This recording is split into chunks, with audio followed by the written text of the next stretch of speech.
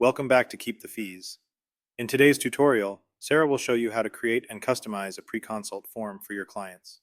This form helps you gather key information before appointments, making the consultation process smoother and more efficient. We can help you customize, or if you already have a form, to fill out for your customers that would like to come in for a tattoo. So think of this as a pre-consult form. Here is an example of one that I created for a customer. Where are you located? What are you looking to have done? Is it black, and what type of style are you looking for? What part of your body would you like the tattoo? Do you have a preferred artist? Do you have a budget in mind? Is it a rework or a cover up? And please add some photos of the reference image. So we can fully customize these for you based off of whatever needs that either the shop or the artist may have. These also will have their own individual links to them, so you can add these to your social media or to iframe on your website. These are also going to come into one main inbox, and then you can assign from there which of your artists you would like to take on this project. Let's get started. Thanks for watching.